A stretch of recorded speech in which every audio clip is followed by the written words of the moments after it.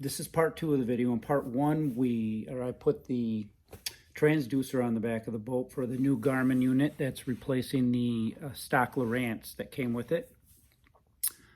I was out here this morning taking a look at it, looking at the dashboard with the bracket. I already had to make a modification to the bracket.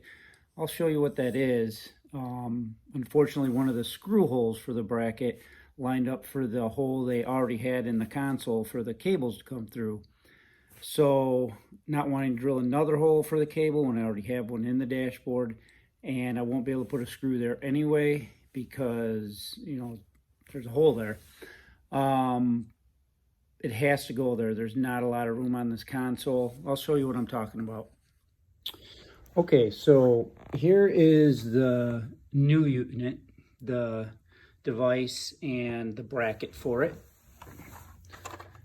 And the other part of the bracket I have separated because I had to drill a hole in it. Here's the old device, just as comparison. The 4-inch screen compared to the 9-inch screen. I have a cover on it.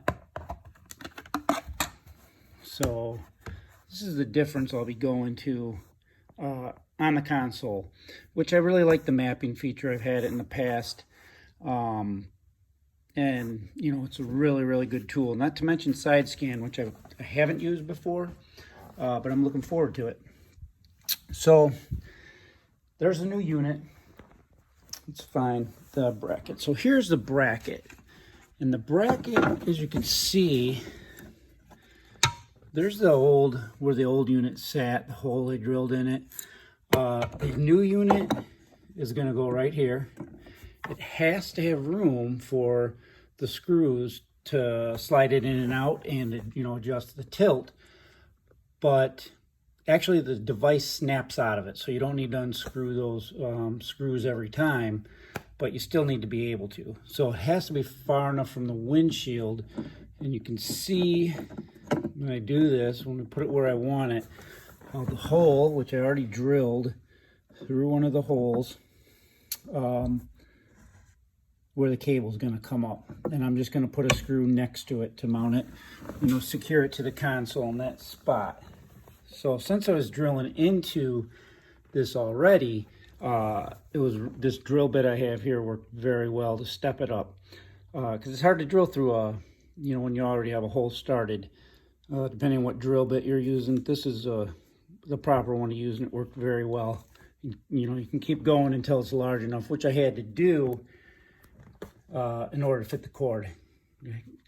So with that being said, I'm going to get this mounted to the console and get the wires run up to it. All right, so I have the transducer cable connected as well as the power with the fuse, of course, that came with it. I believe it was a 3 amp. And now I'm going to install the bracket and get it hooked up. Okay, so now I'm about to install the bracket. I've got the wires pulled up.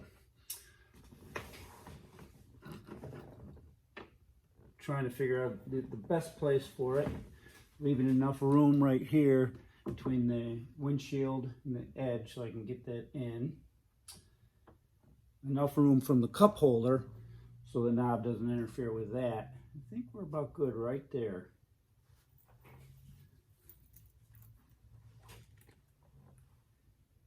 Of course, it is a little adjustable.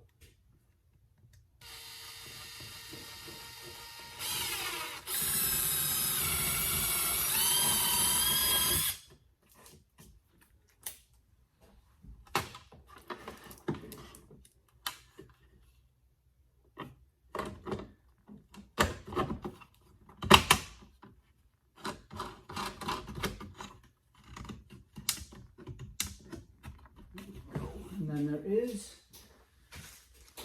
another piece I'm not so sure about that I gotta find out exactly. It goes on the cord. Take a look here.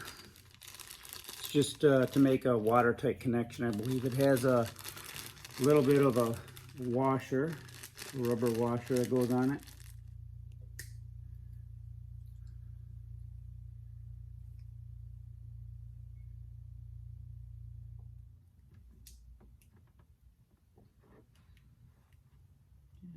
lined up. There we go.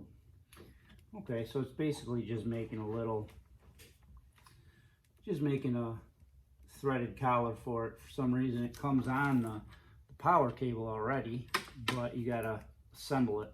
I guess in case you're going through your hole, or through your transom I should say, to make it as narrow as possible. You can add this piece on later.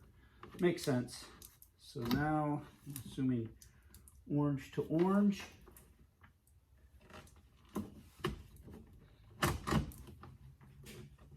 There is a little tiny tab to line up.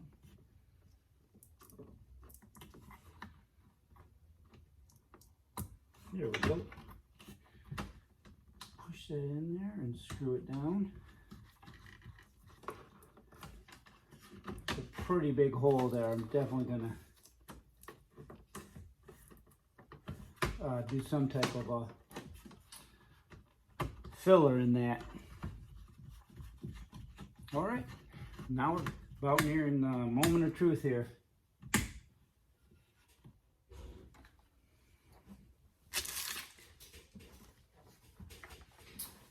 And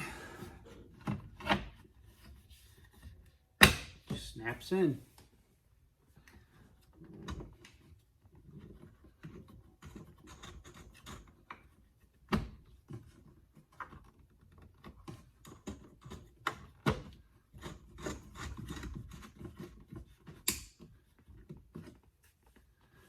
All right.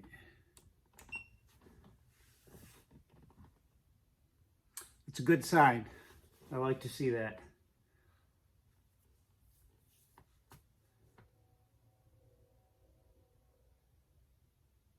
So yeah, I'm wondering what I'll do about that hole. Before it was covered by the old bracket, so it had a pretty watertight seal on top of it covering the entire hole. I mean, I guess it was a little there was, you know, a little bit of water could get through there, but it definitely was covered better than it is now. So I may just throw some silicone in there. Seems like it can't hurt anything. If anybody's got any ideas, you know, I'd be happy to hear them.